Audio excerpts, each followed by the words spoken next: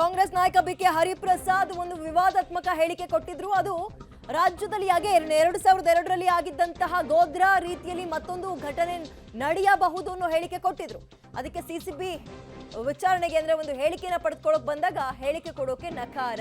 CCB ಅಧಿಕಾರಿಗಳಿಂದ ಮಾಹಿತಿ ಕೊಡಲು ಹರಿಪ್ರಸಾದ್ ನಕಾರ. ಇದೀಗ ಯಾವುದೇ ಮಾಹಿತಿನ ಕೊಟ್ಟಿಲ್ಲ. ಇದೇ ಹರಿಪ್ರಸಾದ್ ಅವರು ಹೇಳಿದ್ರು, ಯಾರಾದ್ರೂ ನನ್ನ ಹತ್ರ ಬಂದು ಮಾಹಿತಿಯನ್ನ ಕೇಳಿದ್ರೆ ಖಂಡಿತವಾಗ್ಲೂ ನಾನು ಕೊಡೋಕೆ ರೆಡಿ ಇದ್ದೀನಿ ಅಂತ. ರಾಮ ಮಂದಿರ ಜನವರಿ 22ನೇ ತಾರೀಕು ಉದ್ಘಾಟನೆ ಆಗ್ತಾ ಇದೆ ಸೋಮವಾರ. ಇದೇ ಕೆಲವು ದಿನಗಳ ಹಿಂದೆ ಈ ಕಾರ್ಯಕ್ರಮಕ್ಕೆ ನೀವು ಹೋಗ್ತೀರಾ ಅಂತ ಕೇಳಿದಂತಹ ಸಂದರ್ಭದಲ್ಲಿ ಒಂದು ಹೇಳಿಕೆ ಕೊಟ್ಟಿದ್ರು. 2002 ಫೆಬ್ರವರಿ ಸಂದರ್ಭದಲ್ಲಿ ಆಗಿದ್ದಂತಹ ಗೋಧ್ರಾ ರೀತಿಯಲ್ಲಿ ಹತ್ಯಾಕಾಂಡ ಇಲ್ಲಿ ಆಗಬಹುದು ಅನ್ನೋ ಹೇಳಿಕೆಯನ್ನ ಕೊಟ್ಟಿದ್ರು. ಇದು ಬಿಜೆಪಿಗರನ್ನ ಮತ್ತಷ್ಟು ಒಂದ್ ರೀತಿ ಕೆದಕಿತ್ತು.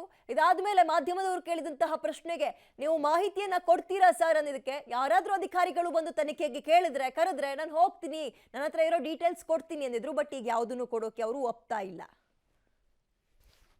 ಹಾಗಾದ್ರೆ ಏನ್ ಹೇಳಿದ್ರು ಬಿಕೆ ಹರಿಪ್ರಸಾದ್ ನೋಡೋಣ. ರಾಜ್ಯದಲ್ಲಿ ಸರ್ಕಾರ ಎಲ್ಲ ರೀತಿಯ ಕಟ್ಟೆಚ್ಚರಗಳನ್ನು ಸಹ ವಹಿಸಿಕೊಳ್ಬೇಕು. ಯಾಕೆ ಅಂತ ಹೇಳಿದ್ರೆ ಗುಜರಾತ್ ಅಲ್ಲಿ ಇದೇ ಸಂದರ್ಭದಲ್ಲಿ ಕರ್ಸೇವಕರ ದಹನ ನಡೆದಿತ್ತು ಗೋಧ್ರಾದಲ್ಲಿ. ಅದೇ ರೀತಿಯ ಒಂದು ಸೃಷ್ಟಿ ಮಾಡಲಿಕ್ಕೆ ಪ್ರಯತ್ನ ಮಾಡ್ತಾರೆ. ಕರ್ನಾಟಕ ರಾಜ್ಯದಲ್ಲಿ ಯಾವುದೇ ರೀತಿಯ ಅಹಿತಕರವಾದ ಘಟನೆ ನಡಲಿಕ್ಕೆ ಅವಕಾಶ ಕೊಡಬಾರ್ದು.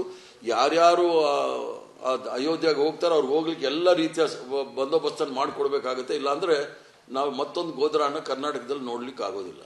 ಕರ್ನಾಟಕ ರಾಜ್ಯದಲ್ಲಿ ಸರ್ಕಾರ ಎಲ್ಲ ರೀತಿಯ ಕಟ್ಟೆಚ್ಚರಗಳನ್ನು ಸಹ ವಹಿಸಿಕೊಳ್ಬೇಕು. ಯಾಕೆ ಅಂತ ಹೇಳಿದ್ರೆ ಗುಜರಾತ್ ಅಲ್ಲಿ ಇದೇ ಸಂದರ್ಭದಲ್ಲಿ ಕರ್ಸೇವಕರ ದಹನ ನಡೆದಿತ್ತು ಗೋಧ್ರಾದಲ್ಲಿ. ಅದೇ ರೀತಿಯ ಒಂದು ಸೃಷ್ಟಿ ಮಾಡಲಿಕ್ಕೆ ಪ್ರಯತ್ನ ಮಾಡ್ತಾರೆ. ಕರ್ನಾಟಕ ರಾಜ್ಯದಲ್ಲಿ ಯಾವುದೇ ರೀತಿಯ ಅಹಿತಕರವಾದ ಘಟನೆ ನಡಲಿಕ್ಕೆ ಅವಕಾಶ ಕೊಡಬಾರ್ದು.